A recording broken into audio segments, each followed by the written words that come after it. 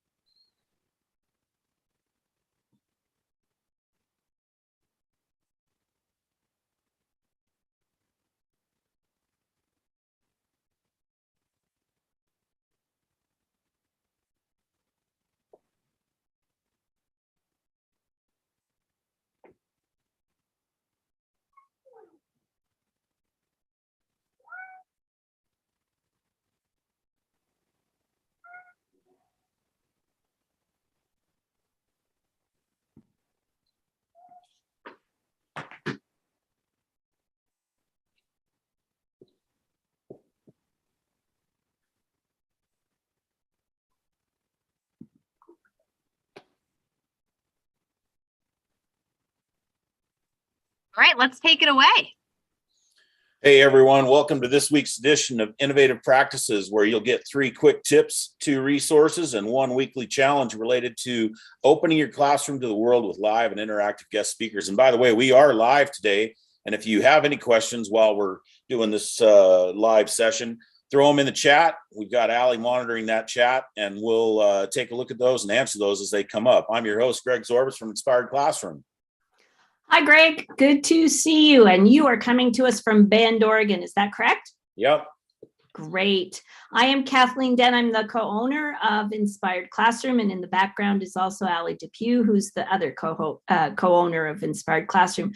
And we are so excited to talk to Greg today because he's done a lot of this type of thing, opening his classroom walls to the world, bringing in virtual speakers. But I want to hear from you, Greg. Why is this so important to you, and what experience have you had with it?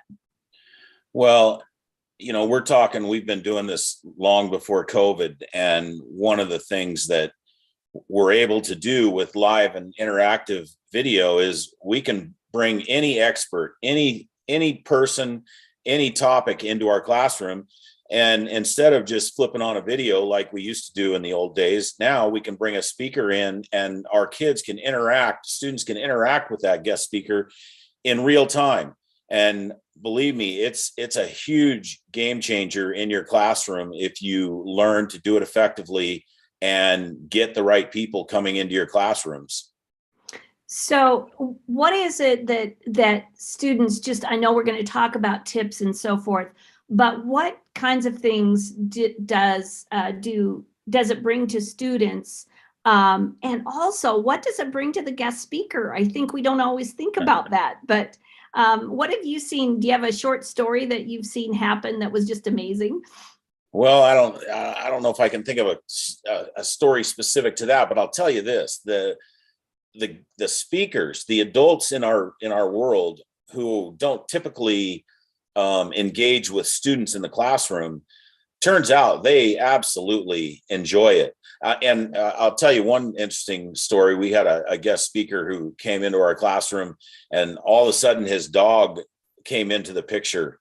And Mike, you would have thought that was the coolest thing that ever happened, because all of a sudden, even the kids that might not have been engaged were all of a sudden completely engaged in that conversation when his dog came into the picture, and he introduced his dog to the class, and it just set the tone for an extremely good conversation that we had with this guest speaker. And it really is amazing on both sides, because it gives kids a chance to interact with adults in person, even though, we're on camera, but it's in person and it's live. And we really find out that the adults out there in the real world really do enjoy talking to kids.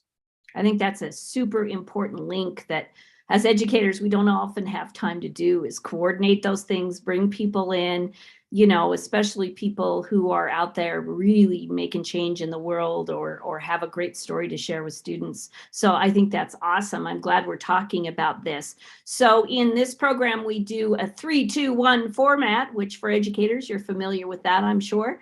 The first thing we're going to start with from Greg are 3 tips that he's come up with to get started doing this if you haven't, or to improve it if you are.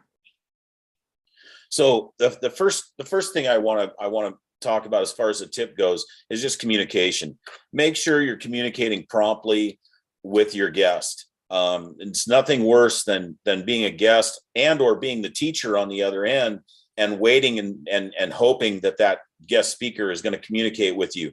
So if we as teachers reach out effectively, promptly, and stay on top of emails that come as we lead up to the guest speaker, it does a lot to really promote a better experience. So tip number 1, good communication with the guest speaker, timely, promptly, and thoroughly. Tip number 2, schedule a test connection. Now, some of us in this age of COVID have gotten used to, and or some of us that have a lot of experience with this have sort of started to forget this test connection. But I'll tell you, it's very important that you do a test connection with the guest speaker. Just make sure, even though whatever format, whatever platform you're using, we're using Zoom. If you're using Zoom, of course, Zoom has become very easy to use, very user-friendly. As well as any of the other platforms, but make sure you do a test connection just to make sure everybody's on the same page. And then take some time with your students. Tip number 3, take some time with your students to teach what are your expectations during this virtual experience for them? What kinds of things are you expecting them to do during the guest speaker, during the virtual field trip, whatever it is you're doing? Teach them about how they're supposed to and what are the expectations about how they're supposed to act during that time. So tip number 1, communication. Tip number 2, schedule a test. And tip number 3, teach a little bit of classroom behavior and expectations before the event takes place. I'm going to throw in a bonus tip for everybody because we do this a lot, schedule virtual events for people, for classrooms. And we all know as educators, Greg, that schedules change and all of a sudden there's a fire drill or all of a sudden there's an assembly and oh my goodness, I had this guest speaker scheduled.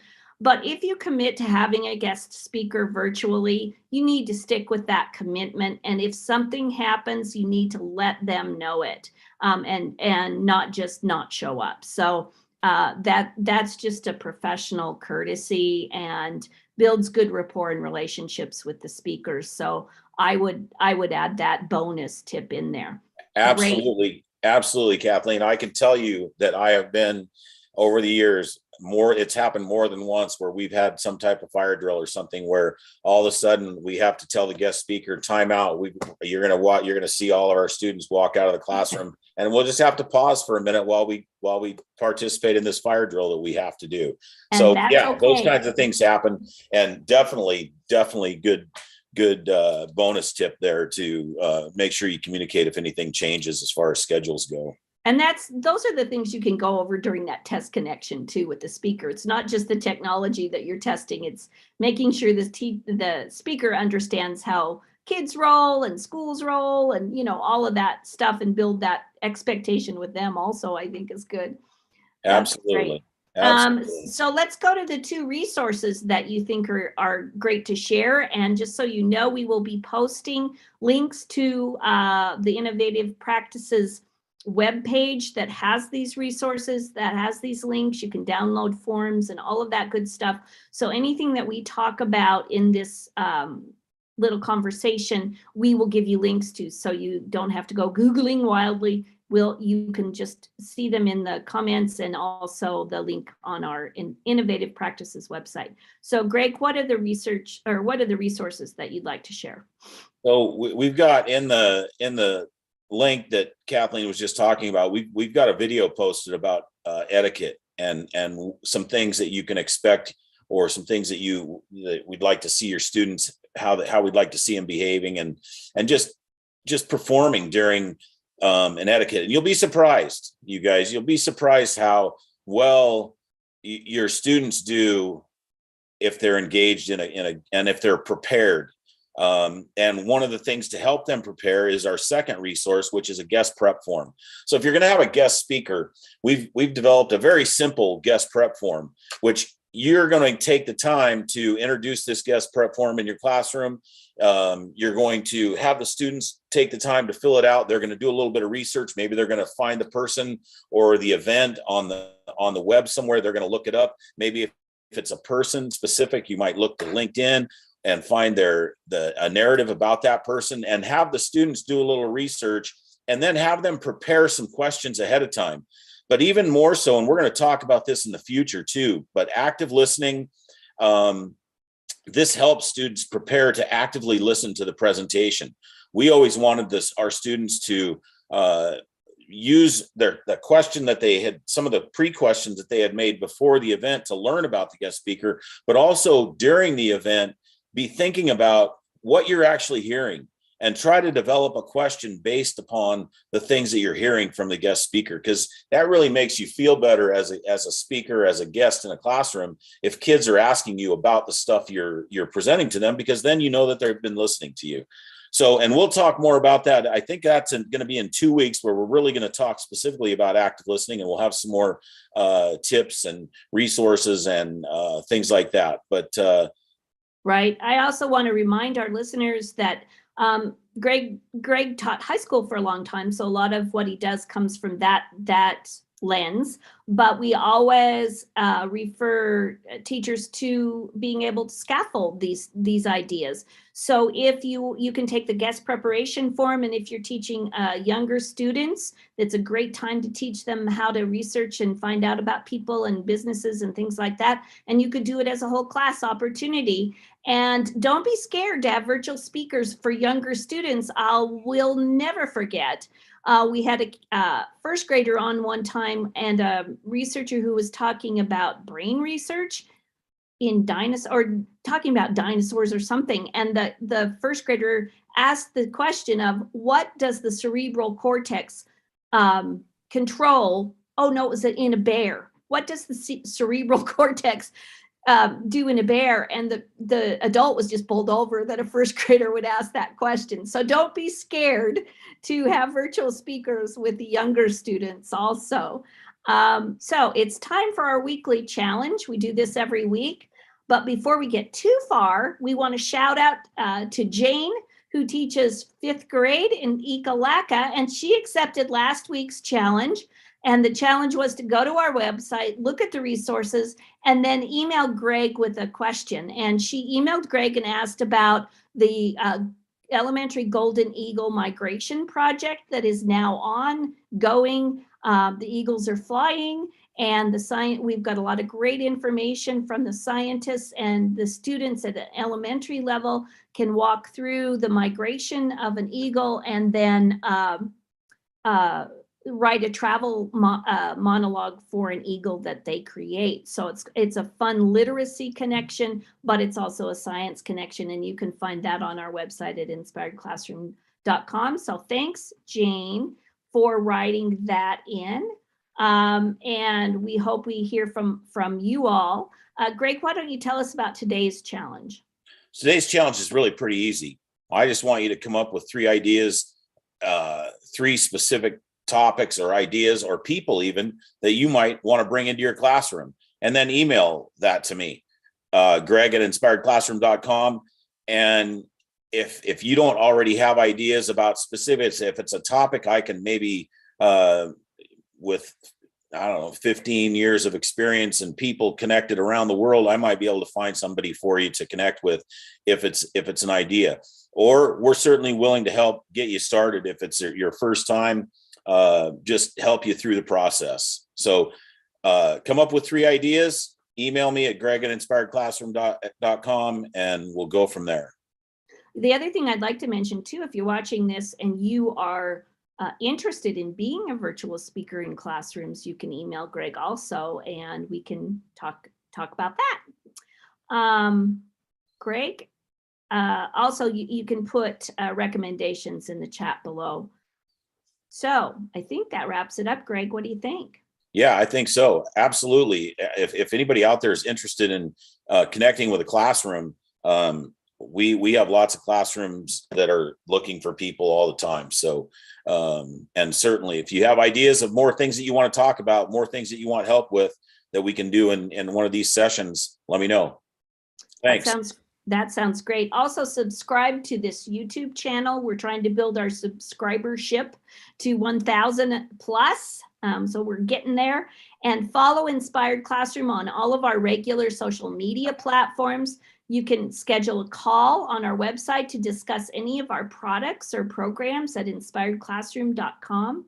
We also have another podcast about mentorship and mentors in all areas. We are just going to push out one on Friday about mentorship in rural states. We'll be talking about mentorship in the education field. We'll be talking about mentorship in business. So if you're interested in hearing about mentorship and the power of that in all fields, including teaching and learning, you can follow us and subscribe on any of the podcast channels for Mentor Meetup. And that would be great. We also have a Mentor Meetup webpage. So thanks again for joining us. Don't forget to subscribe and join us next week for Innovative Practices to Build Cognitive Sweat. We will be talking about teaching kids how to think with creative thinking ideas using the Scamper method. So tune in, and Greg will be letting you know all about that. Thanks.